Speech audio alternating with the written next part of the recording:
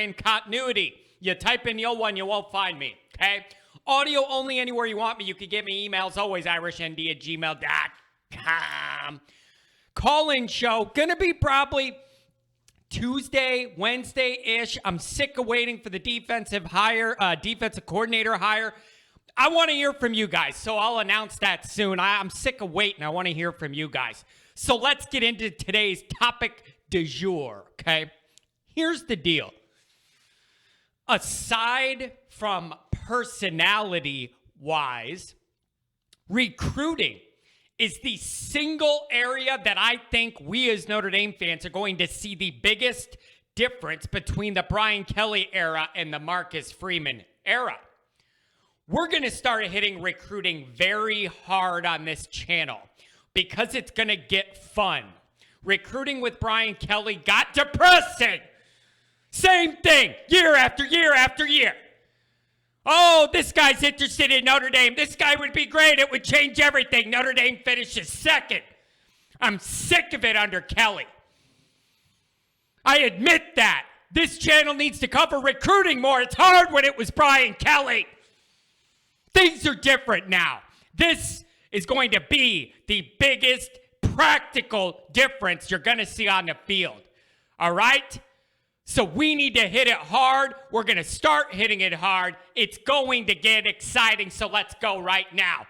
Number one, Preston Zinter committed to Notre Dame this last week. 4-star kid, 311th overall, number 29 linebacker. His commitment put Notre Dame back into position number one for the 2023 recruiting class cycle. You can't do any better than number one. So great job so far. His commitment gave us back up there, number one for now. Interesting to note, his brother plays offensive line at Michigan. Notre Dame recruited the brother as kind of a backup option at lineman for Notre Dame. At least one of the two's got it right, wanting to come to Notre Dame right away. Okay. He may end up being a tight end, not a linebacker. We're going to have to wait and see, but good to see his commitment. Let's move on to Kaden Proctor. Announces his top 7. Notre Dame makes the cut. 5-star kid, number 5 player overall in the country, number 1 offensive tackle in the land. Freeman, Tommy, Harry, pull it off. This would be the perfect Harry guy. High-end potential, bring him in, make him into an NFL pick. And Q Nelson, Martin Stanley, all the rest of them. Perfect Harry guy. Get this done. Get this done. Moving on. Carnell Tate, no announcement date anytime soon. It's no secret if you follow recruiting.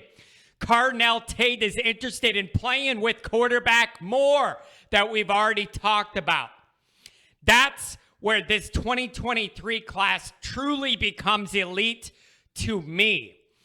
Get these offensive skill guys in a 1-2 punch. Get yourself a quarterback and elite receiver as a combo platter. Unlike Ohio State, Notre Dame could sell to Tate guaranteed early playing time.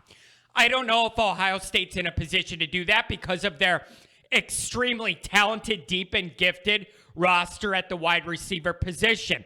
That could be an angle Notre Dame could use to try and nudge out Ohio State in that regard. But the ultimate here is the 1-2 punch. Right? You need an elite quarterback. You land one of those. Everybody knows we need elite receivers. You get the quarterback. He comes too. That's your dream Notre Dame scenario as far as recruiting right now. Speaking of wide receiver, Braylon James, Notre Dame enters the discussion. 4-star kid, number 75 overall, number 11 wide receiver. Here's the angle here. Stuckey recruited this guy when he was at Baylor. Now we shifted over to Notre Dame. This should be a fast track lane to land this kid. If you are interested in playing at Baylor, who out there could say playing at Notre Dame isn't an upgrade from playing at Baylor? I'm just sorry. It's just different. So that should put us in a good position to have a chance to land this kid, and that would be another great wide receiver to add to the class, right? So Stuckey has a real chance here to turn some heads and open some eyes of what he could do on the recruiting trail. If he could land one or both of these receivers, a dire spot of need of talent for us, woo, that'd be something to be proud of, and it'd give him a lot of momentum, give the fans a lot of confidence in him. I really love the way that looks. All right? So, Braylon James is from Texas. It's worth noting, Freeman and staff are really focusing on that Texas area. It's becoming a hot spot for them, especially this cycle. They're putting in work there, building inroads there, developing more relationships there. You like to see it. Everybody knows there's a lot of talent down there. Good to see. Lastly, Luke Montgomery committing soon, 4-star, number 6 offensive tackle. He seems to be headed to Ohio State over Notre Dame and a host of others, okay? So that's our little recruiting hit that I wanted to touch on in updates. Overall, how does this look to me, and where do I want to see it go? We're sitting at number 1 right now. Obviously, you can't do any better than number 1. I know it's early. You know Alabama's going to catch up. You know, whatever. But number 1's number 1. So that's fantastic. Ride that momentum while you have that number 1 next to your name in recruiting. I think it matters. I think you could play off it. You could use that momentum to get more kids interested in joining these other good players. All right? So, but what it's going to take really for me to get my excitement to rise, listen, I'm in no way, I'm trying to say this so it comes off respectfully. In no way am I saying I am not happy with a class that is currently ranked the number 1 overall in the country. I'm not. I love it. And I love those players. And I love their potential. What I need to see, though, is offensive skill guys added into this class at a major level. At a major level.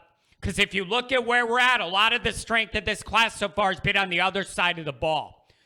Okay, so what I see is we're doing a good job of adding strength onto what are already some of our strengths. That's fantastic, and you need to do that, and I love that. But I'm really going to get excited if I start seeing some of our weaknesses become strengths. Elite quarterback, elite wide receivers. That's what we need more of to get over the hump. You can tell me whatever you want to tell me, build around them, blah, blah, blah, fine. To get where we need to go, we need those kind of guys. Elite signal callers, elite wide receivers. All right? So they start landing some of those kids and added into this class. Now you're legitimately building something very, very special. Very special. All right? Take it to the next level. Marcus Freeman has a chance to change the recruiting narrative surrounding Notre Dame in 1 year. He could change all the narrative of that in 1 year, showing what the results could be if you recruit at Notre Dame correctly. Correctly. All right? Close, close, close. We are sitting at number 1 right now. Use that momentum. Build, build, build. While you got that groove going and things are good, you're getting some good pub, use it to your advantage. Close, close, close. Everybody I've talked to, asked, people that have come to me, what I've read, what I've heard, everybody tells me this staff is recruiting relentlessly. I can't wait to see the continued results. Let's go.